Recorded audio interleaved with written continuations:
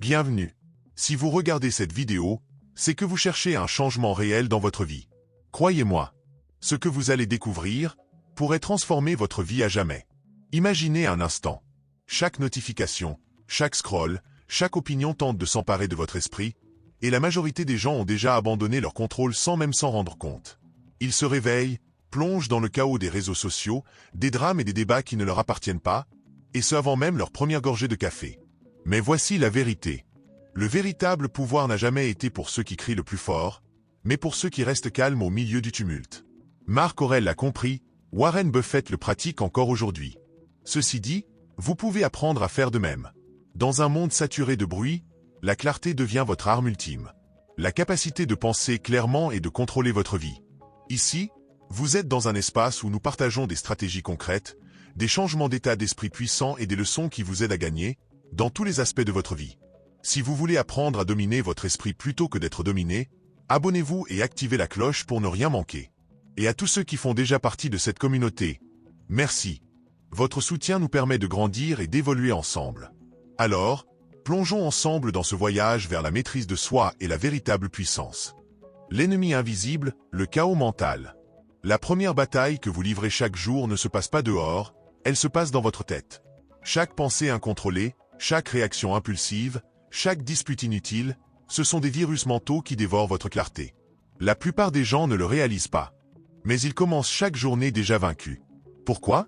Parce qu'avant même de poser un pied hors du lit, ils saisissent leur téléphone et absorbent une avalanche de notifications, de mèmes, d'indignation et d'opinions qui ne sont pas les leurs. En quelques minutes, leur attention ne leur appartient déjà plus. Marc Aurèle, confronté aux pestes, aux guerres et aux trahisons, avait compris que le véritable pouvoir, c'est la maîtrise de son esprit. Il écrivait « Tu as pouvoir sur ton esprit, pas sur les événements extérieurs. Comprends cela, et tu trouveras la force. » Et aujourd'hui, la science confirme ce secret. Daniel Kahneman a prouvé que lorsqu'un cerveau est saturé de bruit cognitif, il devient irrationnel. En 2008, quand le monde paniquait, Warren Buffett, lui, restait silencieux, observait, calculait et investissait quand tout le monde fuyait. Voulez-vous savoir pourquoi certains gagnent quand tout s'effondre?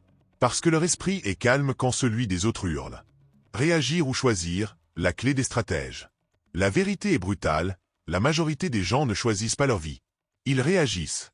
Ils vivent comme des marionnettes, tirés par des fils invisibles. La peur, le désir, l'ego. Ils croient décider, mais en réalité, ils obéissent à leurs impulsions. Les stoïciens appelaient ça vivre inconsciemment. Machiavel l'avait déjà compris. Celui qui agit sans comprendre devient l'esclave de sa fortune. Mais les stratèges, eux, agissent autrement. Ils attendent. Ils observent.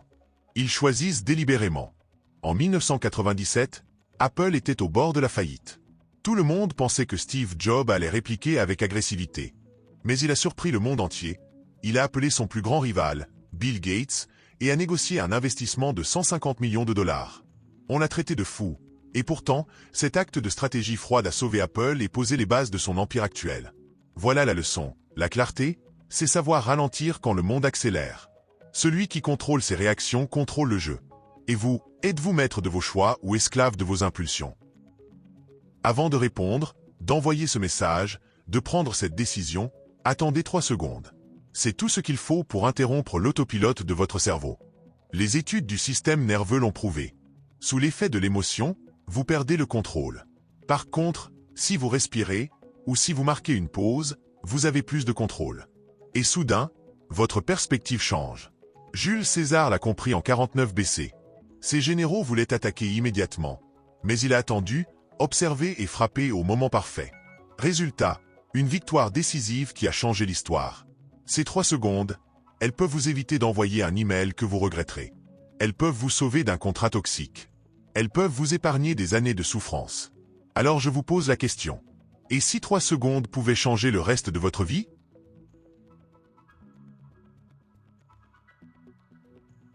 Nettoyer son esprit, le jeûne mental.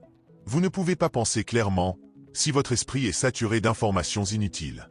Aujourd'hui, le problème n'est pas le manque de connaissances, c'est l'excès.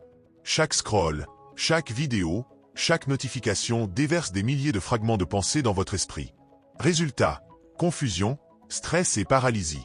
Les stoïciens pratiquaient le jeûne intellectuel. Ils choisissaient soigneusement les idées qu'ils laissaient entrer dans leur esprit. Aujourd'hui, le danger, ce ne sont plus les philosophes, ce sont les algorithmes. Les réseaux sociaux sont conçus pour surcharger vos sens, déclencher vos émotions et vous faire scroller sans fin. Sénèque disait « Si tu es partout, tu n'es nulle part ». Warren Buffett, lui, applique la règle du 5 sur 25. Il dresse la liste de ses 25 objectifs, en choisit 5 et ignore les 20 autres.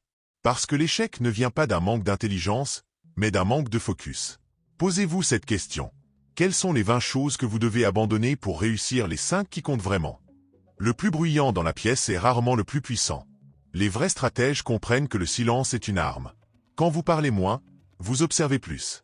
Vous écoutez. Vous analysez. Vous créez un avantage invisible. En 2018, Tesla était au bord de la faillite. Les médias attaquaient Elon Musk, les analystes le ridiculisaient, les investisseurs le lâchaient. Musk n'a pas répondu. Il n'a pas argumenté.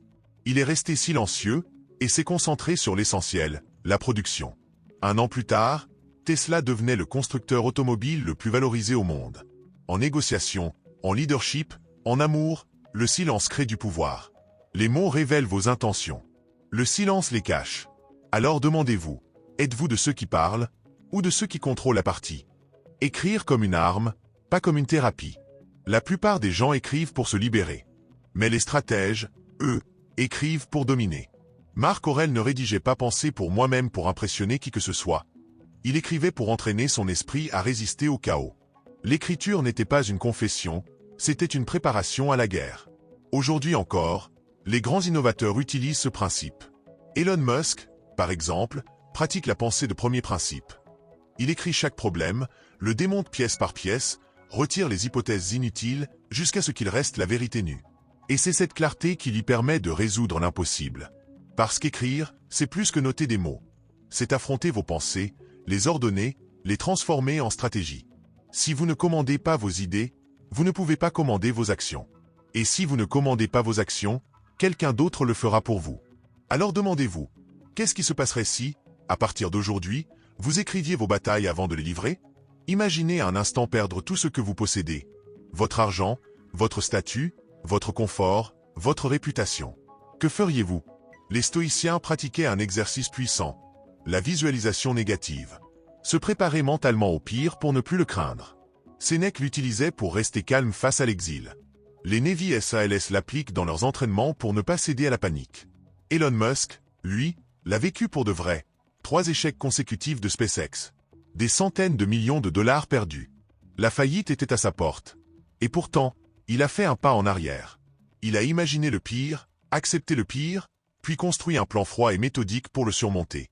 Au 4e lancement, SpaceX a réussi. Résultat? L'industrie spatiale a été bouleversée à jamais.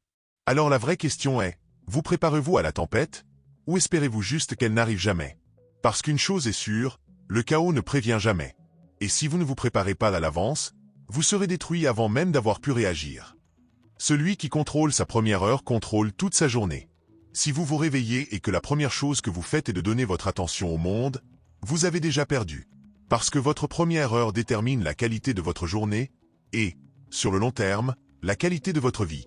Les stoïciens commençaient chaque matin par le silence, la réflexion et l'intention. Avant que le monde ne leur impose une identité, ils choisissaient qui ils allaient être. Tim Ferriss appelle ça gagner le matin. Pas de téléphone, pas de chaos, pas de notification. Juste de la clarté, de la respiration et 3 victoires planifiées avant le petit déjeuner. Pas besoin d'une routine compliquée en 20 étapes, vous avez juste besoin de focus. Parce que si vous contrôlez la première heure, vous contrôlez la journée. Et si vous contrôlez la journée, vous finissez par contrôler votre destin. Alors, dites-moi, est-ce vous qui contrôlez vos matins, ou vos matins qui vous contrôlent? La discipline des entrées. Protégez votre esprit. Votre esprit est un château. Chaque information que vous laissez entrer agit comme un soldat. Soit il combat pour vous, soit il combat contre vous. Mais la majorité des gens laissent les portes grandes ouvertes. Influenceurs, publicité, trolls, algorithmes. Tout le monde entre, sans filtre, sans vigilance. Résultat, l'esprit se retrouve assiégé. Naval Ravikant, investisseur et penseur respecté, applique une règle simple. Si quelque chose est vraiment important, ça finira par me trouver. Jeff Bezos, lui, a conçu ses journées pour minimiser les distractions et maximiser le temps de réflexion profonde. Pourquoi? Parce qu'il sait que la qualité des entrées détermine la qualité des décisions. La discipline des entrées, ce n'est pas de l'ignorance, c'est de la souveraineté mentale. Parce qu'un roi choisit qui entre dans son château. Et vous, choisissez-vous qui entre dans votre esprit? Ou laissez-vous les autres décider à votre place? Le contrôle stoïcien des émotions. Vous ne pouvez pas toujours contrôler ce que vous ressentez, mais vous pouvez toujours contrôler ce que vous en faites. Et c'est là que réside l'avantage stoïcien. Nelson Mandela a passé 27 ans en prison. Il aurait pu laisser la haine le consumeur, mais il a choisi autre chose. Il a transformé sa colère en stratégie et a conduit l'Afrique du Sud vers la réconciliation au lieu de la vengeance. Kobe Bryant, lui, utilisait la même approche sur le terrain. Après chaque défaite, il ne criait pas, ne se plaignait pas. Il se levait à 4 heures du matin et transformait la frustration en travail acharné. Les stoïciens appelaient ça apatheia, non pas l'absence d'émotion, mais la maîtrise des émotions. La méthode est simple. Posez, nommez l'émotion, respirez, puis canalisez-la dans la bonne direction. Posez-vous la question, vos émotions vous servent-elles, ou vous asservissent-elles?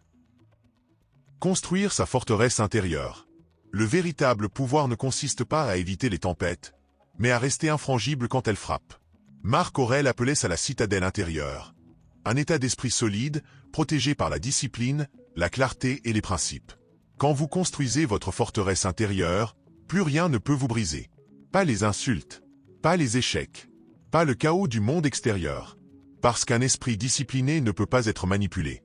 Un esprit focalisé ne peut pas être brisé. Et un esprit souverain ne peut pas être dominé. Alors, la vraie question est simple. Voulez-vous continuer à vivre vulnérable aux tempêtes? Ou êtes-vous prêt à bâtir une forteresse que rien ni personne ne pourra renverser? Conclusion finale pour le pouvoir absolu. Dans un monde qui se bat pour votre attention, la clarté n'est pas un luxe, c'est une arme. Le monde veut vos pensées, vos émotions, vos décisions. Mais si vous maîtrisez votre esprit, vous devenez intouchable. Quand les autres réagissent, vous choisissez. Quand les autres se noient dans le bruit, vous avancez avec précision. Quand tout s'effondre, vous restez inébranlable. Contrôlez vos pensées. Contrôlez vos actions. Contrôlez votre vie. La question est, qui tient les rênes aujourd'hui, vous ou le chaos?